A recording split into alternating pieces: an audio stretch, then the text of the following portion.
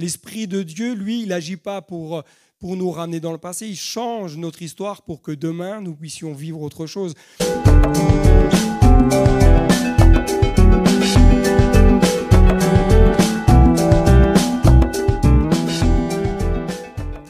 Bonjour à chacun, à chacune, très content d'être à nouveau avec vous ce matin. Merci Fabien pour l'invitation. Merci pour cette collaboration qui se met en place, tranquillement, gentiment. Est-ce que tu peux, alors, bon, vous allez m'excuser, mais je suis un peu comme ça, mais est-ce que tu peux te tourner vers ton voisin et lui dire, moi je suis content que tu sois assis à côté de moi. Et je regarde ceux qui ne le font pas. Comme ça, je sais que vous n'êtes pas content de celui qui est assis à côté de vous. C'est vrai, hein? D'accord? Alléluia. Alors, si vous ne me connaissez pas, n'ayez pas peur. Je suis un peu atypique. Des fois, même, j'ai certaines personnes de mon église qui me disent que je suis un peu perché.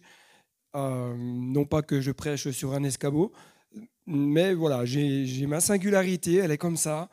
J'aime ne pas être comme les autres, y compris dans la manière de prêcher. Je préfère prêcher avec mon cœur, vraiment transmettre ce que Dieu m'a donné d'une manière très simple. Et pour être honnête, je vais être honnête avec vous, je m'étais dit, bon, quel message je vais reprendre quand je vais venir à Dole. Je me dis, quitte à faire, autant en prendre un qui est déjà tout fait, que vous n'avez jamais entendu, à moins que vous suiviez les cultes sur Besançon sur YouTube. Je me dis, ça va être le côté plus pratique pour moi, vu l'intensité des semaines qui s'enchaînent. Et bon, Dieu a décidé de faire autrement. Et du coup, vraiment, Dieu a déposé sur mon cœur un message. Alors, je ne sais pas si ça va vous parler ou pas. Mais la thématique que ce matin, j'aimerais partager avec vous, c'est ce thème, puissance de l'esprit. Et vivez la liberté en Jésus. Puissance de l'esprit, vivez la liberté en Jésus. Et parce que ce matin, ce que j'aimerais, c'est qu'on puisse voir ensemble, notamment, vous savez, l'apôtre Paul va écrire dans une lettre qu'il adresse à l'église de Corinthe, ce moment où il va parler de là où est l'esprit, là est la liberté. Et dans mon cœur, je prie pour que dans vos vies personnelles ainsi que dans l'église, puisse germer cette liberté dans l'esprit. Et quand je dis cela, je sais très bien que tout de suite, il y a un mécanisme très naturel qui se met en place dans notre cœur de dire, déjà, un, je ne comprends pas trop ce qu'il est en train de raconter. Deux, est-ce que vraiment je suis prêt à laisser toute la place à l'Esprit de Dieu? Et parfois, on n'a pas cette liberté parce qu'on ne comprend pas vraiment ce que l'Esprit de Dieu peut faire pour nous. On a une conception de l'Esprit de Dieu. On en entend parler, on sait que ça fait partie de la Trinité, mais on ne connaît pas véritablement qui est la personne du Saint-Esprit. Et je me rends compte que dans le milieu chrétien, avec un grand C, dans le milieu chrétien, quelles que soient les dénominations, quelles que soient les couleurs, malheureusement, je me rends compte que beaucoup de personnes, de frères et sœurs, ne sont pas libres. Pensent être libres, mais ne le sont pas. Pensent être libres sur certains sujets, mais en réalité, quand on commence à gratter un peu, on se rend compte que les personnes ne le sont pas. Et quand on commence à discuter avec des frères, avec des sœurs qui sont nés nouveaux, qui aiment Dieu profondément, quand on commence à gratter un petit peu, quand on commence à échanger, à discuter, à dire simplement « raconte-moi ton histoire », c'est quoi ton histoire, c'est quoi ton passé? Et que là, on se rend compte qu'il y a beaucoup de choses qui n'ont jamais été réglées, font que des personnes qui aiment Dieu profondément ne vivent pas totalement libres. Il y a plusieurs raisons à cela. La première, moi j'en ai noté quelques-unes. Mauvaise compréhension des Écritures. Je ne sais pas vous si vous avez... Il y en a qui ont déjà lu la Bible en entier? Au moins une fois. C'est bien, je vois que les couples pastoraux, c'est bien, ils ont déjà lu la Bible en entier, gloire à Dieu, alléluia. Qui a déjà lu la Bible en entier? Il n'y a pas de concours, hein? D'accord. Ok. Ceux qui ont déjà lu la Bible en entier, est-ce que vous avez tout compris? Si vous me dites oui, là, je vais vraiment prier pour vous après. Un jour, un pasteur avait dit ceci, j'avais capté un peu ce qu'il avait dit. Il avait dit, avant de commencer à étudier la parole, lui, il avait pris la décision de lire la Bible 10 fois en entier, avant. J'ai dit, tiens, waouh, quel défi, quel défi. Et moi, j'ai dit, bah, ok, tiens, je vais relever le défi. Donc, je me dis, une moyenne de une fois par an. Moi, je ne suis pas un lecteur qui lit très, très, très vite, donc il a fallu que je me tienne en une grande discipline. Pendant 10 ans, chaque année, j'ai lu ma Bible une fois. Et j'ai continué par la suite. Mais je me rends compte qu'aujourd'hui, bah, plus je lis, plus j'ai à apprendre, plus j'ai à découvrir. Et parfois, je me rends compte même que ma compréhension des Écritures de l'il y a 10, 15, 20 ans, elle était faussée. Pourquoi ? Parce que j'avais une compréhension intellectuelle, personnelle, en fonction de mon identité, de mes principes, de mon expérience.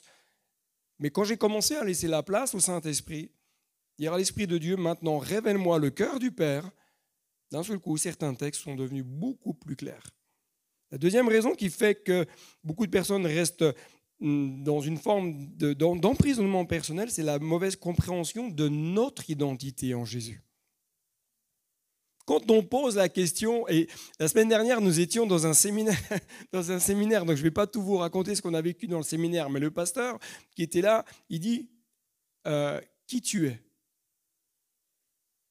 Qui tu es ? Si je vous posais la question personnellement, je ne vais pas vous demander de répondre, mais qui vous êtes ? Alors, on a entendu toutes sortes de réponses, et certaines qui étaient assez rigolotes, d'autres qui étaient vraiment très profondes. Mais qui vous êtes vraiment ? Votre identité en Jésus. Est-ce que vous êtes enfant de Dieu ? Est-ce que vous êtes fils et fille du roi ? Est-ce que vous êtes ambassadeur et ambassadrice du roi des rois ? Et là, vous allez commencer à vous rendre compte que parfois, nous prononçons des choses qui sont à l'encontre même des Écritures. Quand vous vous levez le matin, que vous vous regardez dans la glace et que vous vous dites « Ah, je ne suis pas beau ou je ne suis pas belle », vous m'excuserez, vous allez à l'encontre des Écritures. Même si vous n'êtes pas bien coiffé. Même si vous n'êtes pas maquillé. Moi, ce matin, je ne me suis pas maquillé. Bon. Alléluia. Mais quand le psaume 139 nous dit « Je te loue de ce que je suis une créature si merveilleuse », est-ce que honnêtement, quand tu te regardes le matin dans la glace, c'est la première chose que tu dis en te regardant ? Est-ce que quand tu montes sur la balance, mon frère, est-ce que c'est la première chose que tu dis, Seigneur, je te loue ? Honnêtement, non. Enfin, moi, quand je monte sur la balance, elle me dit, monsieur, veuillez monter tout seul. Mais on va prononcer des choses qui vont avoir un impact dans notre vie spirituelle et naturelle. Et faire que, malheureusement, nous ne sommes plus libres. Nous nous sommes liés par nos propres paroles. Quatrièmement, les blocages. Blocages naturels et ou spirituels. Et également des choses qui ne sont pas réglées dans nos vies. J'ai pardonné. Mais vraiment ? Est-ce que vraiment tu as pardonné à celui ou celle qui t'a cassé les pieds ? Est-ce que vraiment tu as pardonné à quelqu'un qui t'a fait du mal ? Vraiment ? Parce que je peux te dire que si tu n'as pas vraiment pardonné, tu n'es pas libre. La liberté vient par le pardon. Et pour ces différents aspects, moi j'ai noté ceci dans mes notes parce que je ne voulais pas oublier surtout de le souligner. Pour ces différents aspects, pour ces différents points peut-être de blocage, vous avez la grâce d'avoir 2 couples pastoraux qui sont là pour vous aider. Si vous sentez dans votre cœur, là c'est en train de vous titiller, vous sentez que dans votre cœur dit « Ah, il aurait mieux fait de rester à Besançon », c'est qu'il y a quelque chose que le Saint-Esprit est en train de faire en toi et que Dieu veut t'emmener en liberté. Et il veut t'emmener en liberté aussi en passant par un accompagnement, par des couples pastoraux qui sont là pour vous aider. Jésus va dire « J'ai été oint par onction ». Vous connaissez ce texte, c'est l'évangile de Luc. Jésus reprend le chapitre 61 d'Ésaïe Enfin, dans l'hébreu, il n'y a pas de chapitre, hein, mais bon, ça a été fait pour qu'on puisse mieux lire. Mais Jésus reprend ce passage quand il dit « L'Éternel m'a oint par onction pour guérir le cœur brisé, etc. etc. » Et à un moment donné, Jésus va dire qu'il était oint par onction pour proclamer aux captifs la délivrance et pour renvoyer libres ceux qui sont dans l'oppression. Jésus, ici, c'est comme s'il était ce héros, pas le héros H-E-R-O-S, mais héros H-E-R-A-U-T, c'est-à-dire cet émissaire qui allait devant l'armée annoncer la victoire de l'armée. Et Jésus est comme ce héros qui est en train de proclamer une victoire qui est déjà acquise, alors que Jésus n'est encore pas mort sur la croix et pas ressuscité. Jésus est en train de dire « J'ai été oint par onction pour renvoyer libre ». Libre qui, nous, qui sommes dans l'oppression, qui sommes peut-être dans des blocages, qui sommes comme peut-être liés, qui peut-être attachés par certaines choses. La bonne nouvelle, c'est que ce matin, dis à ton voisin, ce matin, tu peux être libre. Il est clair, Paul va dire, du coup c'est bien parce que ça marche en face. Waouh, super, nickel. Il est clair que vous êtes une lettre de Christ. Alors moi j'ai pris version second 21, si ça vous perturbe un peu. Écrite par notre ministère, non avec de l'encre, mais avec l'Esprit du Dieu vivant, non sur des tables de pierre, mais sur des tables de chair, sur les cœurs. Paul va dire, premièrement, vous êtes une lettre de Christ. Comme je dis à Besançon, what is the question? Number one. Pensez-vous que vous êtes cette lettre écrite? Pensez-vous que ce que Christ a écrit sur vous et en vous est mauvais? Ok, un an. Profitez là, c'est la seule fois où je vais peut-être vous laisser la possibilité. Pensez-vous que ce que Christ a écrit sur vous ou en vous est mauvais? Qui pense que c'est mauvais? Ça va? Ok. Je vois que vous êtes tous enfants de Dieu, c'est bon. Pensez-vous que Jésus a déposé dans votre cœur des choses négatives? Alors pourquoi on laisse parfois des choses contraires dans notre vie? Pourquoi on se laisse autant malmener dans notre existence? Ce que Christ a écrit dans vos cœurs, et j'aime le dire comme ça, ce que Christ a écrit dans vos cœurs est juste glorieux. Tu n'es pas appelé à vivre une vie de misère. Tu n'es pas appelé à rester cloisonné dans ton passé. Tu n'es pas appelé à rester dans une souffrance dans ton âme. Tu es appelé à vivre le glorieux. Mais pour vivre le glorieux, il faut vouloir vivre le glorieux. D'ailleurs, vous remarquerez qu'on ne peut pas aider quelqu'un qui ne veut pas être aidé. On est d'accord là-dessus. Quelqu'un peut aller à l'hôpital, s'il ne veut pas être soigné, il ressort de l'hôpital, il est toujours avec des problèmes. Si je vais à l'hôpital et que j'accepte le diagnostic et j'accepte d'être soigné, là, je vais pouvoir être soigné.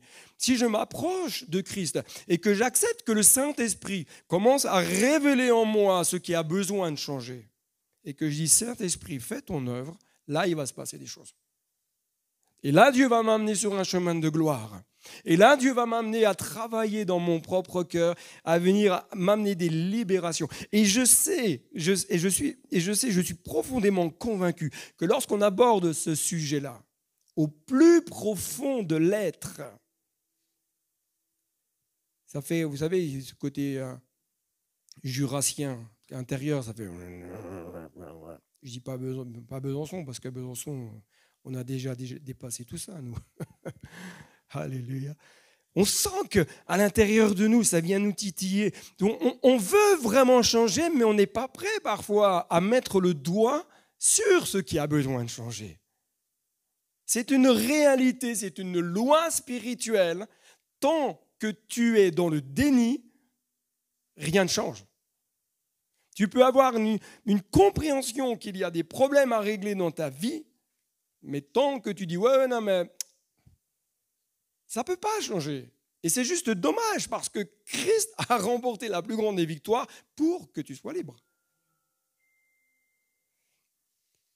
Ce que Jésus a écrit dans votre cœur est puissant, extraordinaire. Comme j'aime à le dire, ce que Jésus veut me faire vivre, c'est son naturel. Et le naturel de Dieu, c'est ton surnaturel à toi. Parce que ce que tu considères comme étant quelque chose de surnaturel est en réalité le naturel de Dieu. La guérison divine, c'est le naturel de Dieu. Pour toi, ça va être surnaturel, mais c'est juste naturel pour Dieu. Ta délivrance, c'est son naturel. Une vie d'onction, c'est son naturel. Une vie de dimension avec l'esprit, c'est son naturel. Et pourquoi beaucoup d'enfants de Dieu, quel que soit l'âge, quelle que soit la nationalité, ne progressent plus? Parce qu'ils ne vivent pas le naturel de Dieu. Est-ce que ce matin, si vraiment je te pose la question, est-ce que tu veux vivre le naturel de Dieu? Répondez pas dans votre cœur. Est-ce que vraiment tu le veux? Est-ce que tu préfères, on se retrouve dans 10 ans, 15 ans, 20 ans et en être encore au même point? Est-ce que c'est ça la vie chrétienne? Non. Moi je pense que Dieu nous appelle à marcher de progrès en progrès, de victoire en victoire, de gloire en gloire.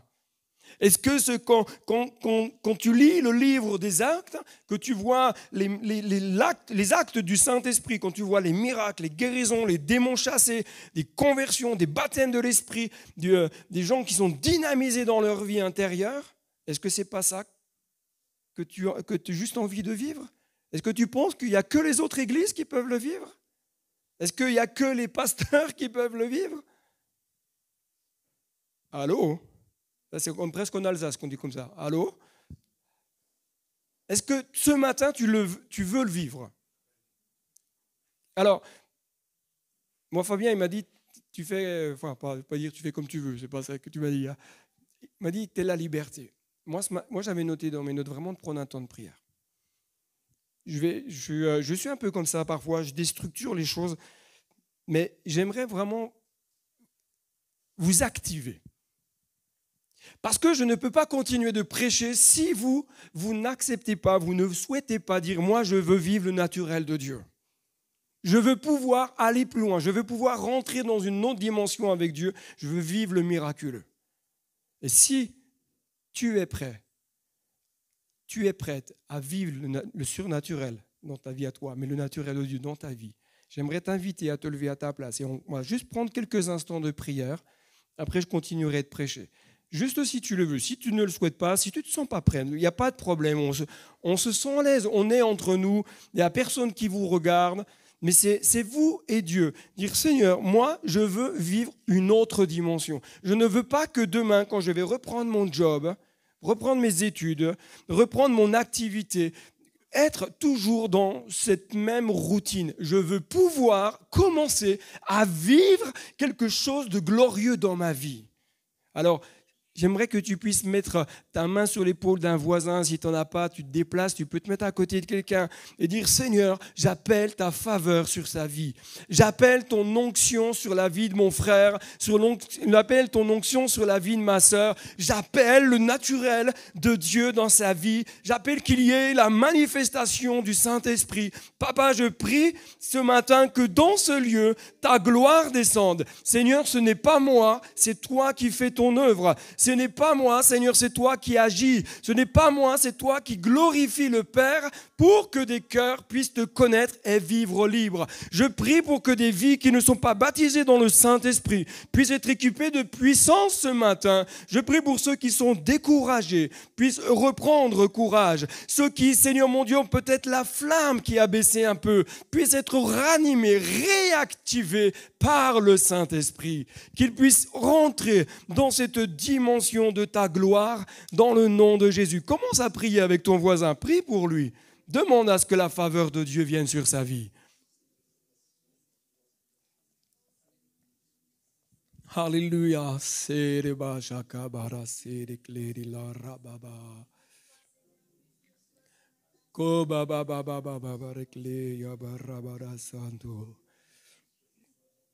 Alléluia, Jésus. Gloire à ton nom, Jésus.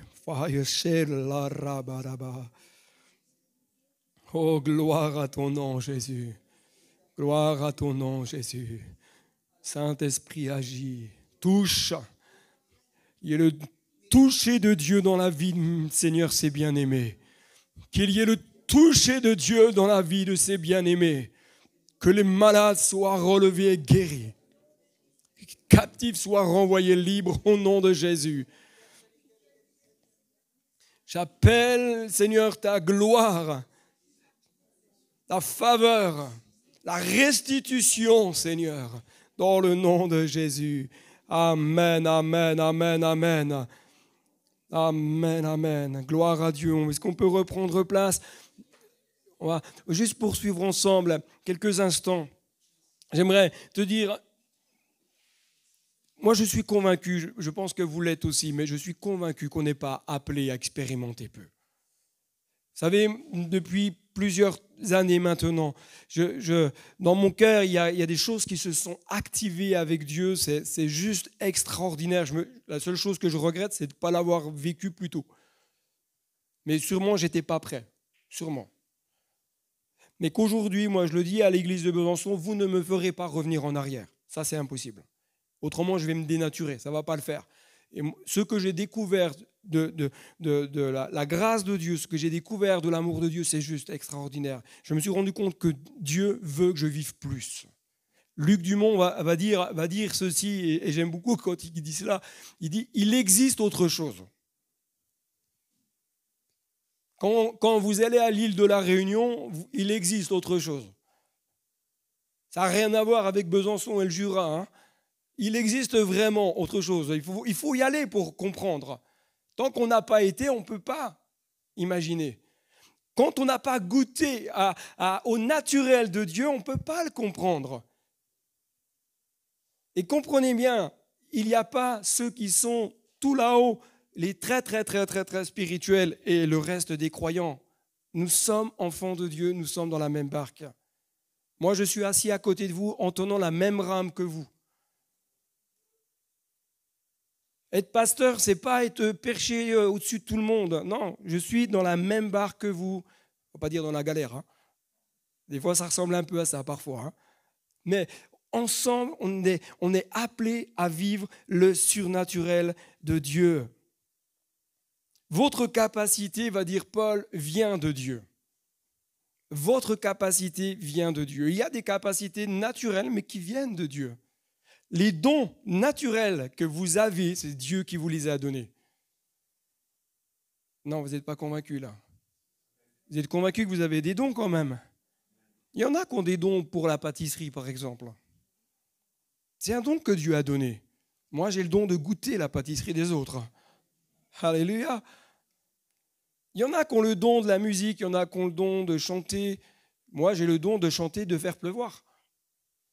Alléluia. Mais il y en a qui ont reçu les dons. Moi, j'ai un frère à Besançon, c'est un peu le MacGyver d'Hollywood. Hein. Vous lui donnez 2 fils de fer, il vous fait un avion. Hein. C'est un don que Dieu lui a donné. Quel est ton don, quel est ton talent? Votre capacité vient de Dieu. Paul va dire, notre capacité au contraire vient de Dieu, ok. Il nous a aussi rendus capables d'être serviteurs d'une nouvelle alliance, non de la lettre, mais de l'esprit, car la lettre tue, mais l'esprit fait vivre ou vivifie, ça dépend des traductions. Moi, des fois, Paul, je me dis, si Paul prêchait dans nos églises, on lui aurait sûrement dit déjà de descendre, de prêcher, quand il disait des choses comme ça. Mais c'est tellement vrai, c'est tellement réel. Votre capacité vient de Dieu. Ce n'est pas vous qui arriverez à vous changer. Moi, j'ai essayé, ça n'a pas marché. Pendant des années, j'ai galéré sur un sujet dans ma vie spirituelle. Pendant des années, ça a été compliqué, très, très, très compliqué. J'avais une mauvaise compréhension de certaines choses jusqu'au moment, et je le dis avec... j'ai pas de problème à parler de mon humanité. Donc, il y a un moment donné, c'est comme quand Dieu avait mis le doigt sur ce problème-là. Il me dit, ça, David, il faut que ça change. Si ça ne change pas, tu restes bloqué. Et j'ai découvert la douleur apaisante. Je ne sais pas si vous connaissez ça. Vous savez, c'est le truc, quand Dieu met le doigt, ça pique. Mais en même temps, tu sens que l'amour de Dieu apaise, parce qu'il fait cette œuvre quand tu acceptes. Et à ce moment-là, j'avais le choix de dire « Ok, mais on verra plus tard », ou dire « Je plie les genoux, je demande pardon, je pleure sur ma condition, je m'humilie devant Dieu et je laisse Dieu faire. » J'ai choisi l'option 2 quand même. Et là, les choses ont commencé à changer. Mais ce n'est pas moi, c'est le Saint-Esprit. Par moi-même, j'y suis pas arrivé. J'ai essayé toutes les approches possibles et imaginables, ça ne marche pas. Ta capacité, c'est-à-dire que tes compétences viennent de Dieu. Mais tes compétences, t'en fais quoi? T'en fais quoi? Dans l'Église, tes compétences, elles servent à quoi? Si elles ne sont pas mises au service de Dieu, Dieu veut faire avec toi. Il n'attend pas que tu aies bac+15. Je reviens sur le séminaire de la semaine dernière, le ministère qui était là, je tairai son nom, il dit ceci, et c'est juste rigolo, il dit « mais moi j'ai bac-5 ». Ce ministère-là, il a pendant 16 ans, il a été agent d'entretien. Il a passé la serpillière. Et à un moment donné, Dieu l'a propulsé dans les hautes sphères de l'État. Il a atteint des personnes qu'on ne rencontrera, nous personnellement, peut-être jamais. Et Dieu aujourd'hui utilise cet homme. Il a un ministère extraordinaire, il est connu au niveau international, il fait plein de conférences de gauche, de droite. Pourquoi? Parce que les compétences qu'il a, c'est Dieu qui lui a donné. Mais il les a mis au service de Dieu.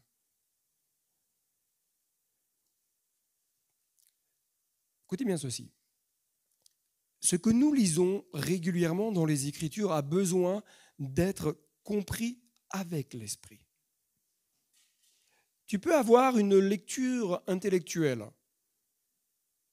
Ok, il en faut. Et gloire à Dieu, vous savez, pour ces théologiens, comme on dit un peu dans le jargon, qui ont un cerveau à 15 étages. Moi, j'aime la théologie, alors pas aussi poussée. Il y a parfois, je ne comprends même pas ce qu'ils disent. C'est tellement que c'est compliqué. Il y a quelques années, j'ai eu la grâce, la grâce de pouvoir faire tout un temps de formation à l'école biblique, à l'Institut théologique protestant de Strasbourg. C'était la première fois que j'allais à la fac de ma vie, en tant qu'étudiant. J'avais ma carte d'étudiant, j'étais content, j'étais fier. Je dis, c'est bon, je vais pouvoir aller au McDo, je vais pouvoir me prendre des trucs en plus. Et là, je me retrouve avec des jeunes, certains qui étaient encore dans les études. Et c'est là que j'ai commencé à écouter des conférenciers, des conférencières, des théologiens, des théologiennes. Et parfois, j'avais presque besoin d'un dictionnaire pour comprendre ce que la personne disait. Un niveau intellectuel, théologique tellement fort. Je dis, ouais, mais moi, je ne comprends pas tout ça. Mais vous savez, ce n'est pas parce qu'on a bac+15 en théologie qu'on connaît Dieu. Parce que malheureusement, moi j'ai entendu de la part de certaines personnes qui avaient des masters en théologie dire des choses complètement erronées, même anti-bibliques. Parce que ce n'est pas ça que Dieu veut. Bien sûr, il en faut, et gloire à Dieu pour ceux qui font des études en théologie, c'est très très important. Mais si on n'a pas la révélation du Saint-Esprit, on est dans une compréhension humaine. Le ministère de l'Esprit est plus glorieux que tout ça. Paul va dire, si le ministère de la mort gravé avec des lettres sur des pierres a été glorieux au point que les Israélites ne pouvaient pas fixer les regards sur le visage de Moïse, à cause de la gloire dont il rayonnait et qui pourtant était passagère, combien le ministère de l'Esprit sera plus glorieux. En effet, si le ministère de la condamnation a été glorieux, le ministère de la justice est bien plus glorieux encore. Moïse va descendre de la montagne, vous connaissez ce texte, vous savez, il est monté sur la montagne de Sion, la montagne de Dieu, le lieu de la rencontre, et passe 40 jours sur la montagne, 40 jours de jeûne et prière, Moi, déjà, quand je dis je vais jeûner, j'ai déjà faim. Là, je me dis, Moïse, au bout de 40 jours, là, ça devait être là. C'est juste, bon, voilà, c'est juste glorieux. Mais... Et quand Moïse redescend, le texte nous dit que son visage rayonnait. La gloire de Dieu était tellement empreinte sur sa personne qu'il a dû mettre un voile. Parce que le peuple ne comprenait pas tout ça. Quand tu passes du temps dans la présence de Dieu, ton visage rayonne. Tu sais, je dis pas, passer du temps, c'est pas quand tu rends grâce pour le petit-déj. Mais quand tu commences à prendre des temps vraiment à part. Et là, je sais que ça va. Quand tu commences à prendre 5 minutes dans la prière, 10 minutes, il y en a qui prient 5 minutes. Donc, ceux qui ont levé la main, vous priez moins de 5 minutes. Là, vous me faites peur, là. Au moins 5 minutes déjà. 10 minutes. Tu personne. Ok. Plus tu passes du temps dans l'intimité avec Dieu, plus tu as envie d'être avec Dieu. Moins tu passes de temps dans l'intimité avec Dieu, moins tu as envie de prier. Le problème, il est quoi? Je pense, ça c'est mon avis personnel, je pense qu'on a une mauvaise compréhension, une mauvaise approche de l'intimité avec Dieu. Souvent, des personnes vont dire « Oui, mais moi, je ne sais pas quoi dire. » Ou alors, je ne sais plus quoi dire. Au bout de 2 minutes, je ne sais plus.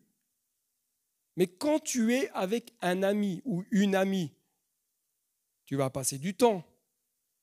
Tu vas parler. Mais tu vas aussi laisser parler. Et du coup, tu vas passer un quart d'heure, 20 minutes, une demi-heure, 3/4 d'heure, 1 heure. Avec Dieu, c'est exactement la même chose.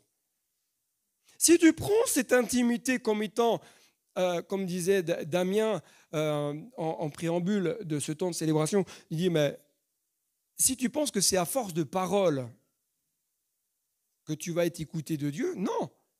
Moi, j'ai un ami à Épernay, il a appelé ça la prière blablacar. Le blabla. Blablabla. L'intimité avec Dieu, c'est pas ça. L'intimité avec Dieu, c'est je prends du temps, je me tiens devant Dieu, je déverse mon cœur devant Dieu, mais j'écoute Dieu me parler. Mais pour écouter Dieu parler, il faut arrêter de parler. Si on est tout le temps en train de parler, Dieu ne parle pas. Et après, on dit, qu'est-ce que j'ai bien prié. Mais quand tu commences à développer cette intimité avec Dieu, quand tu commences à laisser le Saint-Esprit, il y a des choses qui vont naître en toi. Tu vas commencer à percevoir la voix de Dieu. Vous savez, la première fois, je me rappelle, j'étais à genoux au pied de mon lit et je suis là, je prends un temps de prière et je dis au Seigneur, je dis Seigneur, maintenant écoute, allez, je t'écoute parler. Eh bien, vous savez quoi? Eh bien, rien. Pas un son.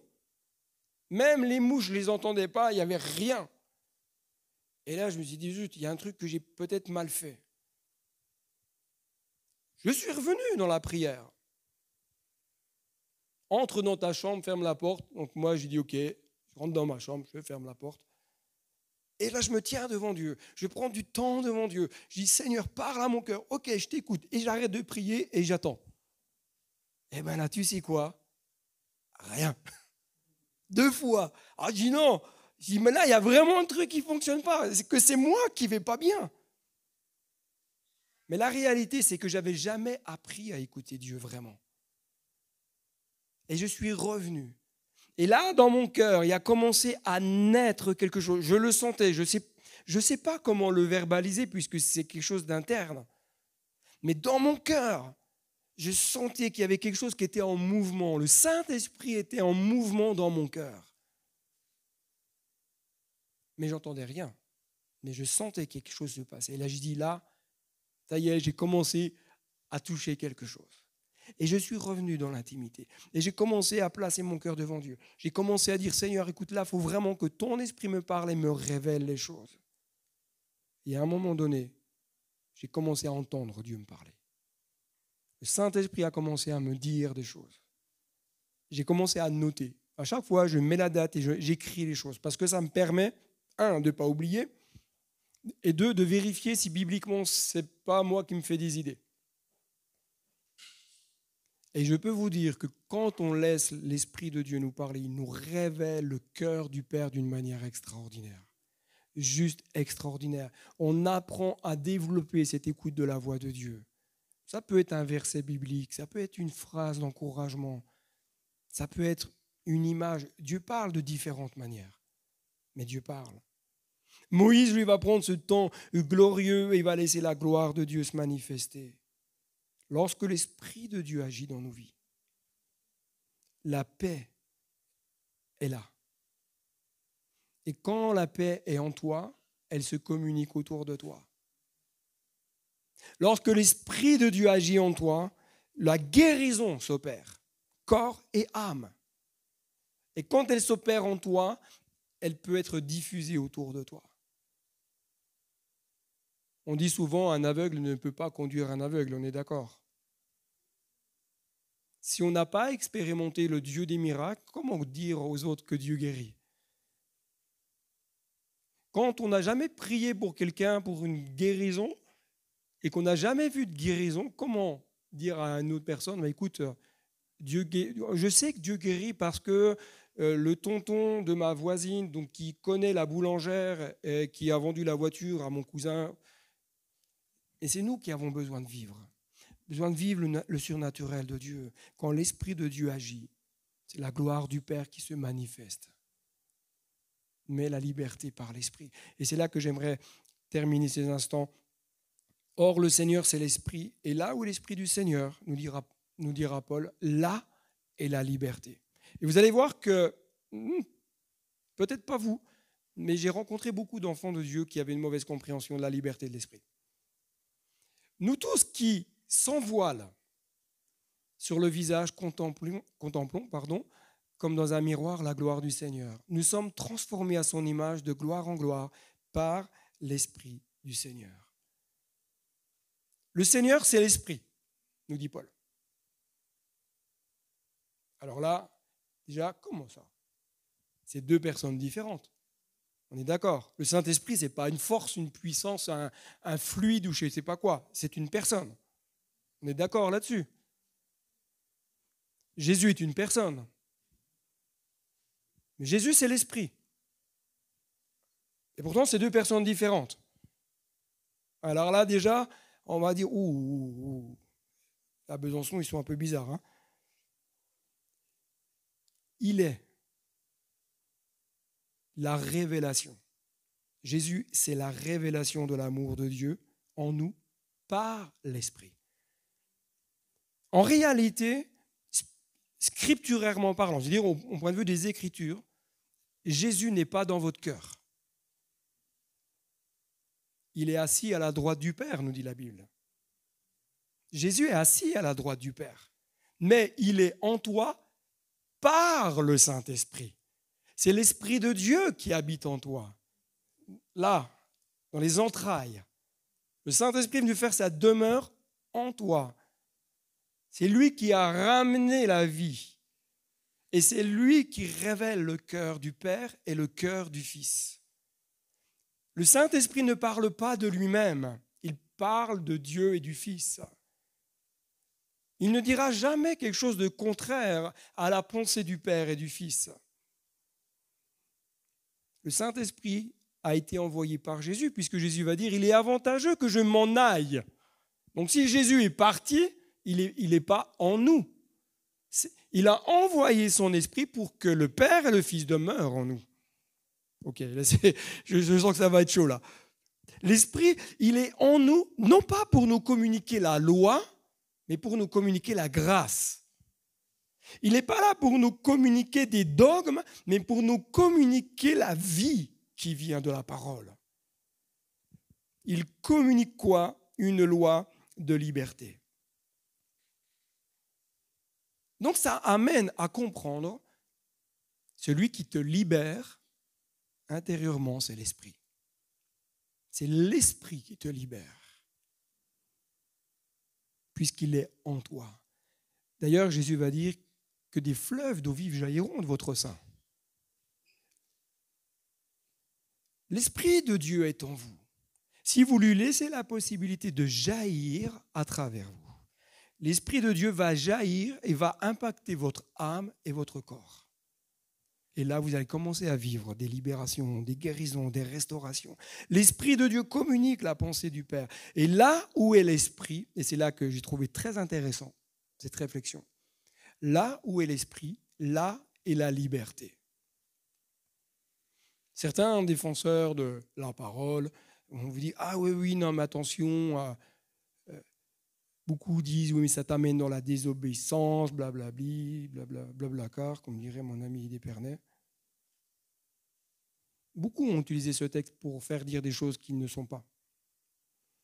Beaucoup ont utilisé ce texte pour dire bah là, oui, mais attention, là où l'esprit, la liberté, les gens font n'importe quoi. C'est faux. Parce que là où est l'esprit, on ne fait pas n'importe quoi. L'esprit est saint. L'Esprit de Dieu ne m'amènera jamais à faire quelque chose de contraire aux Écritures. L'Esprit de Dieu me propulsera toujours en conformité aux Écritures.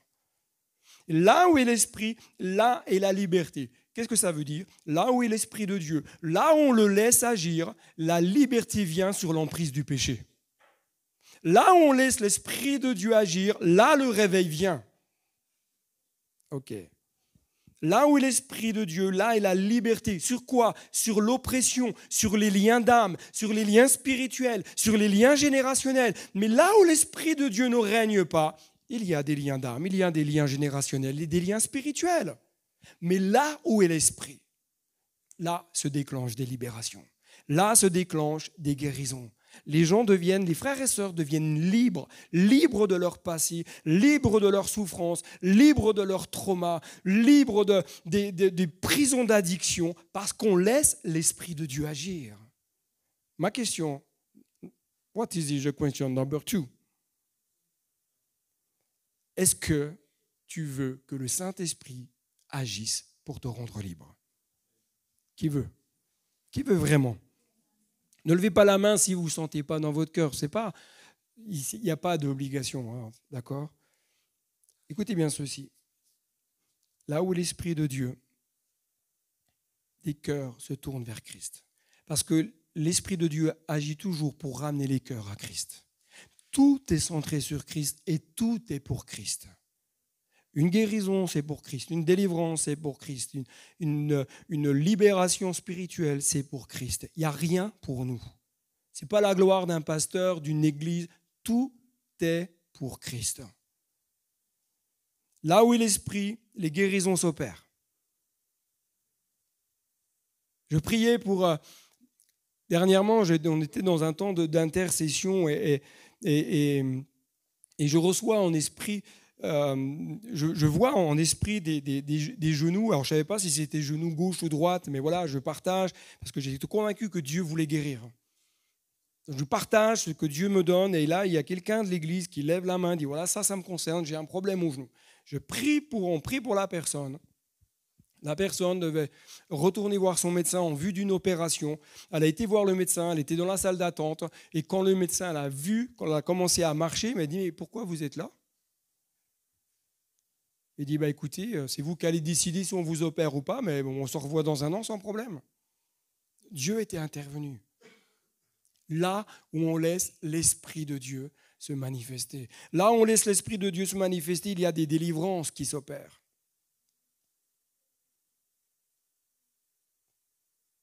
Dans le milieu chrétien, je me suis rendu compte que beaucoup de frères et sœurs sont en prison, intérieurement, pas en prison physiquement. Ça arrive parfois. On se demande comment ils sont arrivés là. Moi, je me rends compte que beaucoup plus d'enfants de Dieu sont dans des prisons intérieures. Et nous prions pour que des cœurs se libèrent, pour que des vies puissent vivre autre chose. Et je terminerai sur un dernier point. Là où l'Esprit de Dieu agit, là où on le laisse agir, le réveil se manifeste. Alors, je ne sais pas si vous savez ce que ça veut dire quand on parle du réveil. Ce n'est pas ce qui vous réveille le matin pour aller au travail. Hein. L'esprit du réveil, c'est un renouveau intérieur. L'esprit du réveil, c'est le réveil de l'intimité. Et le réveil démarre par toi. Toi personnellement, même pas ton voisin, c'est toi. Quel que soit l'âge. À un moment donné, c'est on se repositionne, dire Seigneur, là, il est temps de se réveiller. Vous êtes, je pense, comme moi, vous regardez les actualités de temps en temps. Vous regardez ce qui se passe dans ce monde. Est-ce que tout va bien? Est-ce que depuis plusieurs années, tout s'améliore? Est-ce que la société française est vraiment la meilleure des sociétés qu'on puisse avoir dans le monde? Moi, je prie pour qu'il y ait un réveil au gouvernement. La Bible me demande de prier pour les autorités. Je prie pour monsieur le président, son épouse et le gouvernement qui va se mettre en place. Je prie pour tout cela parce que je crois que l'Esprit de Dieu, lui, il n'est pas limité. Mais je prie également pour que le réveil commence par l'Église. Avant de pouvoir prier pour le réveil dans la ville de Dole,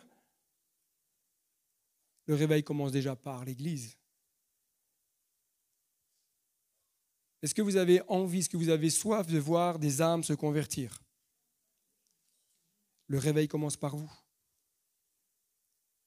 Dieu ne peut pas envoyer des personnes si on n'est pas prêt. Si on n'est pas prêt à les accueillir. Nous avons servi le Seigneur dans une église sur le pays de Montbéliard, enfin à Sochaux, qui en son temps, quand l'église était sur Montbéliard, pour le coup, ils ont vécu un temps de réveil, vous savez, dans les années hippies. Des ministères sont arrivés et les cheveux longs, enfin ils n'étaient pas dans le ministère à l'époque, hein. Ils sont arrivés et les cheveux longs, c'était des babacools, quoi. Et j'ai lu un ouvrage qui relate un peu ce passage, ce moment-là, quand M. Gitnard est arrivé sur Montbéliard. Et il faisait des réunions d'évangélisation et d'un seul coup, il y a cette bande de copains et de copines sont arrivés pratiquement tous en même temps, les cheveux longs, c'était cool la vie, quoi. Et il y en a un qui est arrivé pieds nus avec un chien. Et je me dis, mais est-ce que si on voyait rentrer dans l'église un gars pieds nus avec un chien, est-ce qu'on serait prêt à l'accueillir? Le gars, oui, le chien, je ne sais pas. Et vous savez, ce gars-là, il est venu, il s'est assis, et à un moment donné, il y a eu un temps d'appel pour qu'on prie pour les gens, il s'est approché, et le chien aussi. Le chien aussi est venu s'approcher pour qu'on prie pour lui, hein.